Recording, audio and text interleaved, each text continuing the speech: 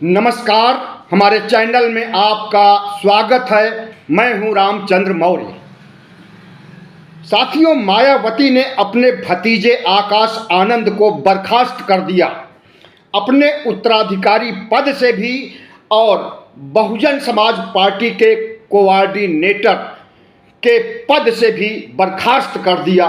क्यों बर्खास्त कर दिया? क्योंकि उन्होंने सीतापुर में जोशीला भाषण दिया, अपनी पार्टी को आगे बढ़ाने के लिए, जीत सुनिश्चित करने के लिए और संविधान को बचाने के लिए। ऐसे में मायावती के ऊपर कोई दबाव पड़ा या मायावती ने स्वतः बर्खास्त कर दिया या फिर ऐसी कोई बड़ी गलती कर दिया आकाश आनंद ने, जिसे बताया नहीं गया, बल्कि उनके भाषण के बहाने उन्हें बर्खास्त कर दिया गया। अटकलें बहुत सी लगाई जा रही हैं, लेकिन आकाश आनंद के खिलाफ एफआईआर दर्ज होना क्या साबित करता है? 2017 में लंदन से एमबीए की पढ़ाई करके आने वाले आकाश आनंद कोई दुधमुहे बच्चे नहीं हैं जिन्हें कि मायावती की उंगली पकड़ करके चलना पड़े। 2019 में भी उन्होंने उस समय बीएसपी की कमान संभाला था और कई भाषण दिया था, जनसभाएं किया था। जब मायावती को 48 घंटे के लिए चुनाव आयोग ने दंडित किया था, उनके भाषणबाजी पर, चुनाव प्रचार पर रोक लगा दिया था, उस समय आकाश आनंद ही काम आए थे और उन्होंने मोर्चा संभाला था पार्टी का। परिणाम स्वरूप 10 सीटें जीती मायावती 2019 के लोकसभा चुनाव में। आकाश आनंद को अभी 5 महीने पहले national coordinator Bahujan Samaj party का बनाया गया, साथ ही उन्हें उत्तराधिकारी भी घोषित कर दिया था मायावती ने। तो क्या माना जाए कि असली वजह क्या है आकाश आनंद को बर्खास्त करने की? हमें तो लगता है कि असली वजह है प्रधानमंत्री नरेंद्र मोदी या चाणक्य अमित शाह के इशारे पर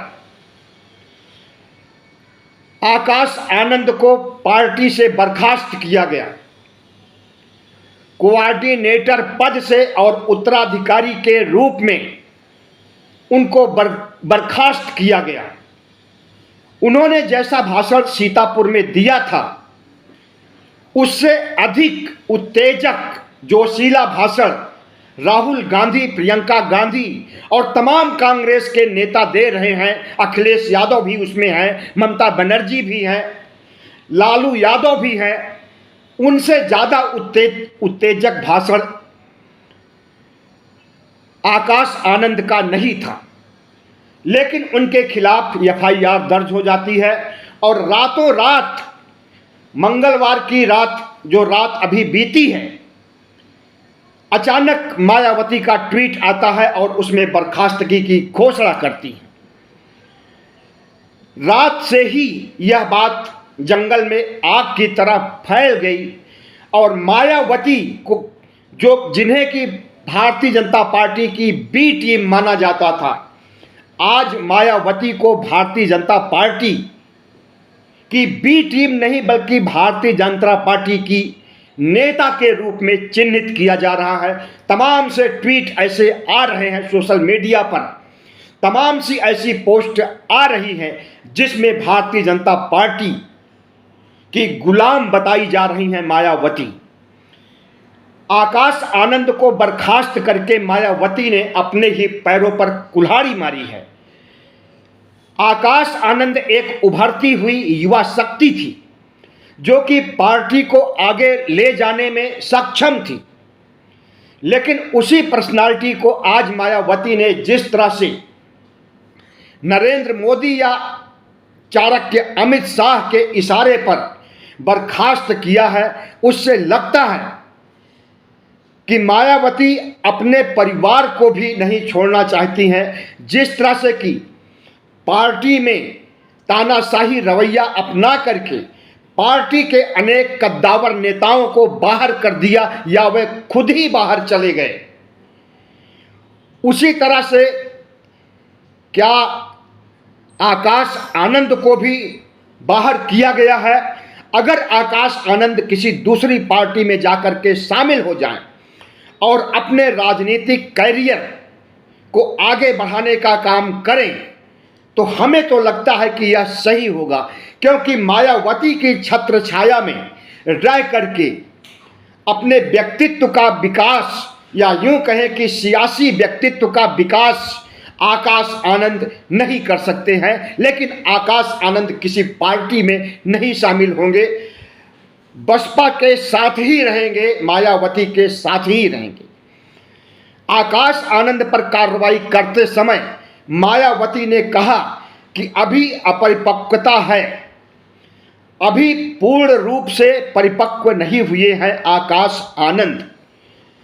इन्होंने जिस तरह की हरकतें की हैं उसकी वजह से इन्हें लंबे समय तक के लिए बर्खास्त कर दिया गया है। जब परिपक्वता हासिल कर लेंगे तब उन्हें नेशनल कोऑर्डिनेटर पद पर भी रखा जाएगा और उत्तराधिकारी पद पर भी रखा जा सकता है। लेकिन आकाश आनंद की बर्खास्तगी से दलित समाज, ओबीसी समाज भी आहत हुआ है।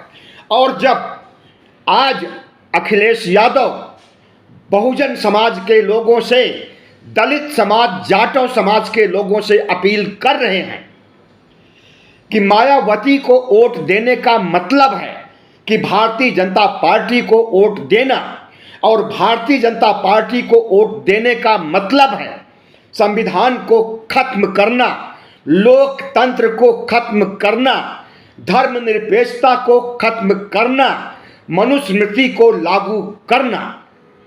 हमें तो लगता है कि अखिलेश यादव कुछ भी गलत नहीं कह रहे हैं। अखिलेश यादव ही नहीं बल्कि संजय सिंह ने भी यही बात कही है। और अगर आप भी सोचें गहराई से तो आपके भी दिल दिमाग से यही बातें निकलेंगी कि मायावती को वोट देने का मतलब है भारतीय जनता पार्टी को वोट देना। मायावती सिर्फ बी टीम नहीं रह गई हैं, बल्कि भारतीय जनता पार्टी में शामिल हो गई हैं अघोषित रूप से। जिस रूप में अमित शाह की मर्जी उसी तरह से नचा रहे हैं, एक कठपुतली की तरह, रबर स्टाम्प की तरह मायावती का इस्तेमाल किया जा रहा है। न सिर्फ आकाश आनंद की बर्खास्तगी करवाया, बल्कि जिन जिन लोकसभा सीटों पर प्रत्याशी उतारा था मायावती ने, उन प्रत्याशियों की भी अदला बदली करवा रही है भारतीय जनता पार्टी। मायावती से लगभग सभी सीटों पर प्रत्याशियों को बदला गया है।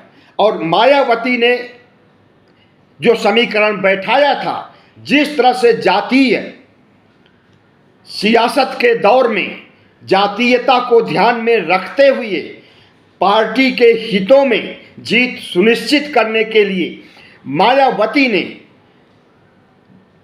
सियासी गोटियां बिछाई थी, उन गोटियों को हटाने का काम भारतीय जनता पार्टी करवा रही है और मायावती कर रहे हैं।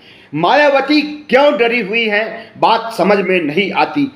इस समय तो सीबीआई, ईडी, आईटी का भी इस्तेमाल नहीं हो सका, जो कि उनके ऊपर आरोप है कि उनके पास अकूत संपत्ति है और वह संपत्ति भ्रष्टाचार की है, आय से अधिक संपत्ति है और वह संपत्ति भ्रष्टाचार की है। और वह भ्रष्टाचार कब हुआ? जब मुख्यमंत्री थी उत्तर प्रदेश की। तो उस संपत्ति को बचाने के लिए, सीबीआई, ईडी, आईटी से बचने के लिए, जेल की सलाखों के पीछे जाने से बचने के लिए मायावती भारतीय जनता पार्टी की बंदर घुड़कियां झेल रही हैं, आज से नहीं लंबे अरसे से। और इसी वजह से इन्हें भारतीय जनता पार्टी की बी टीम होने का तमगा भी दिया गया था पत्रकारों के द्वारा, राजनेताओं के द्वारा और दबे सुर बीएसपी के नेताओं के द्वारा भी। लेकिन मायावती जिस तरह से अपने भतीजे को बर्खास्त किया, क्या इनके भाई को यह कार्रवाई रास आएगी? क्या इनके परिवार वालों को, इनके समाज के लोगों को यह कार्रवाई रास आएगी? नहीं आएगी। और मायावती अपने पैरों पर कुल्हाड़ी मार रही हैं, अपने राजनीतिक वजूद को खत्म कर रही हैं। इनका राजनीतिक वजूद तो 2022 के विधानसभा चुनाव में ही आधे से अधिक खत्म हो गया था और 22% से 12% पर आ गया था इनका मत प्रतिशत।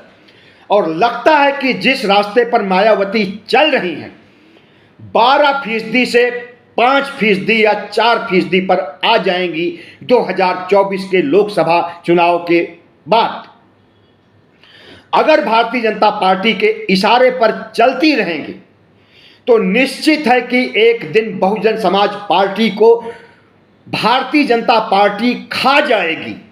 आधे से अधिक खा चुकी है, जो कुछ बाकी है उसको भी भारतीय जनता पार्टी खा जाएगी।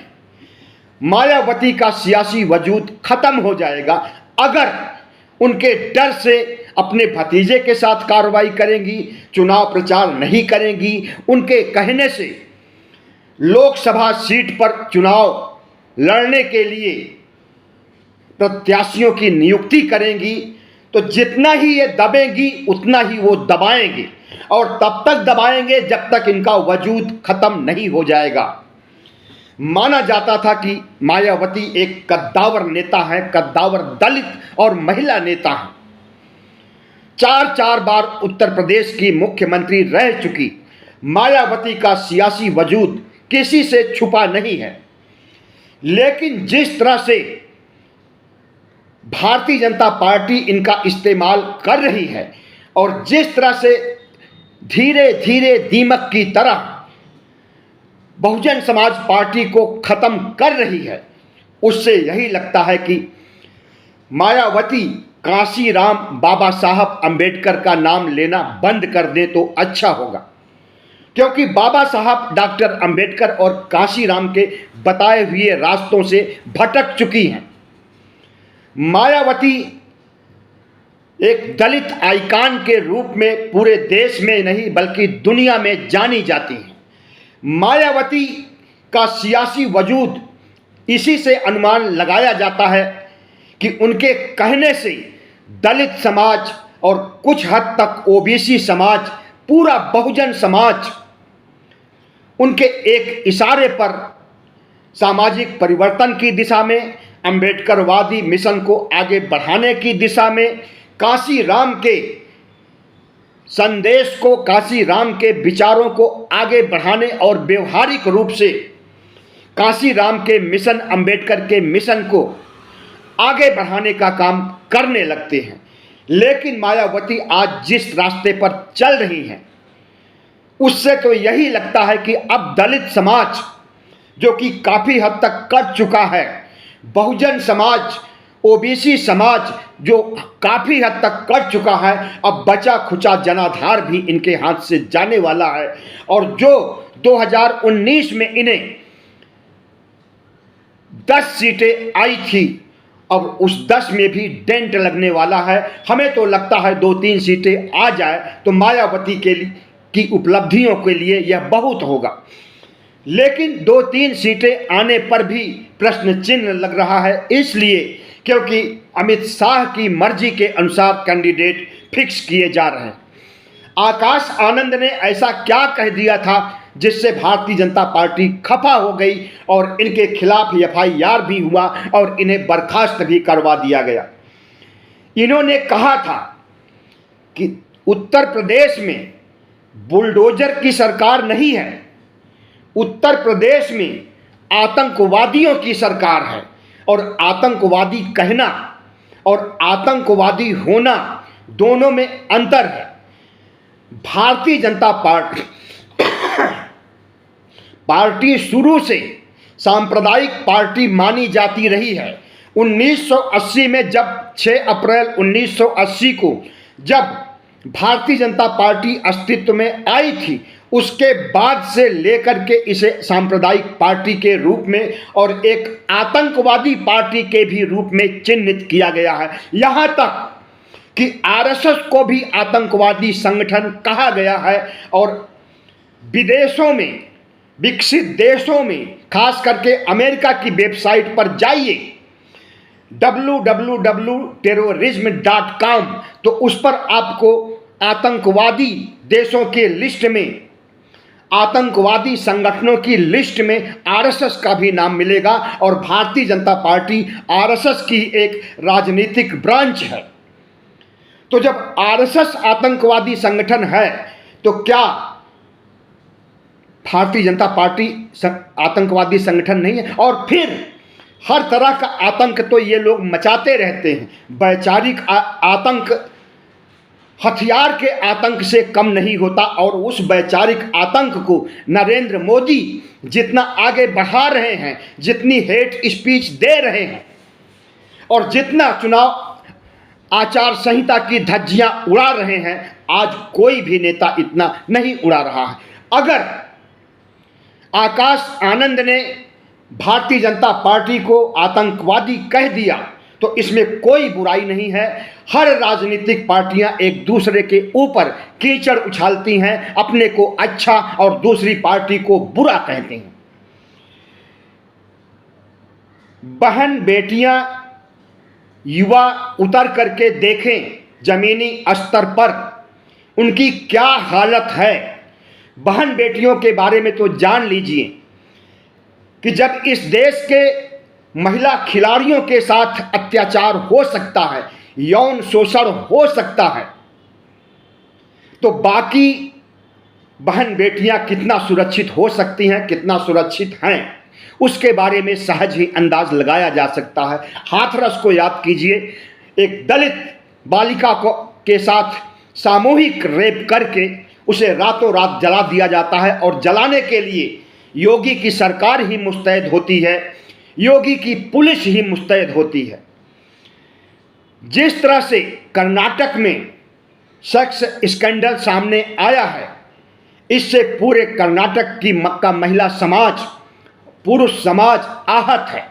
जिस तरह से मणिपुर में महिलाओं के साथ अभद्र व्यवहार हुआ, उन्हें नंगा करके घुमाया गया, बलात्कार किया गया और मार डाला गया, ऐसे में भारतीय जनता पार्टी किसी भी राज्य में महिला अपराध पर नियंत्रण नहीं कर सकी। और अगर आकाश आनंद ने इस बात को उठाया कि बहन बेटियां के साथ अत्याचार हो रहा है, युवाओं के साथ अत्याचार हो रहा है, बेरोजगारों के साथ अत्याचार हो रहा है, हर 2 घंटे में एक बेरोजगार आत्महत्या कर रहा है, हर 2 घंटे में एक किसान आत्महत्या कर रहा है, ऐसे में अगर युवाओं की, बहन बेटियों की आवाज आकाश आनंद उठा रहे हैं तो क्या गलत कर रहे हैं।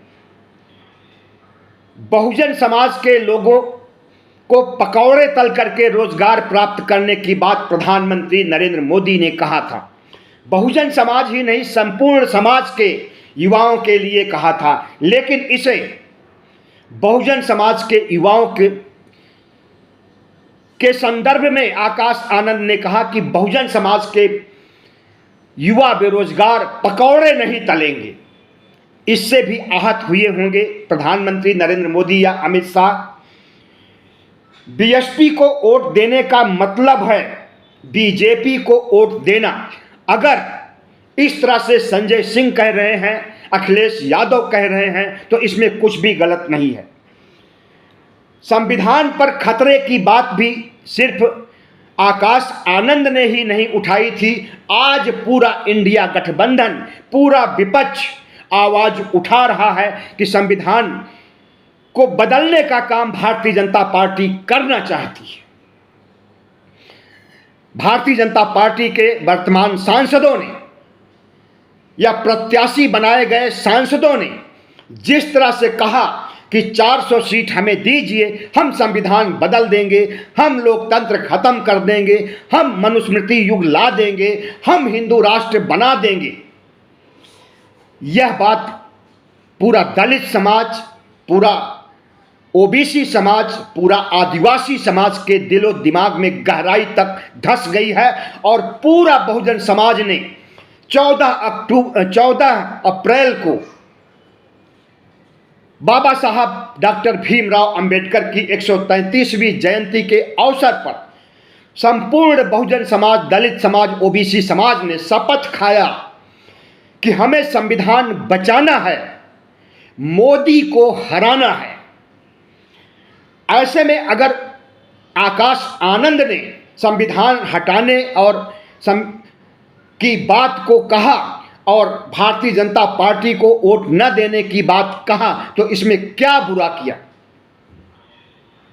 मायावती का यह कहना कि पूर्ण परिपक्वता आने तक बीएसपी कोऑर्डिनेटर और उत्तराधिकारी पद से हटाया जाता है, यह बात कुछ गले नहीं उतरती है, क्योंकि आकाश आनंद को पिछले 5 महीने में ही बनाया गया था कोऑर्डिनेटर और उत्तराधिकारी, लेकिन ये 2019 से चुनाव प्रचार कर रहे हैं। जब मायावती को बर्खास्त कर दिया था 48 घंटों के लिए चुनाव आयोग ने चुनाव प्रचार करने से, उस समय पार्टी की कमान आकाश आनंद ने ही संभाली थी। अब देखिए मायावती का अगला रुख क्या होता है और आकाश आनंद का अगला रुख क्या होता है, यह तो समय ही बताएगा। लेकिन आज जो संदेश पूरे देश में जा रहा है वह मायावती के वजूद को खत्म करने की ओर इंगित कर रहा है और यह भी सुनिश्चित कर रहा है कि अगर भारतीय जनता पार्टी के इशारे पर बड़े बड़े परिवर्तन अपने पार्टी के अंदर करेंगे और अपने भतीजे तक को बर्खास्त करेंगी, तो शायद मायावती की सियासत मिट्टी में मिल जाएगी। बहुत बहुत धन्यवाद। हमारे चैनल को सब्सक्राइब कीजिएगा, लाइक कीजिएगा और शेयर कीजिएगा।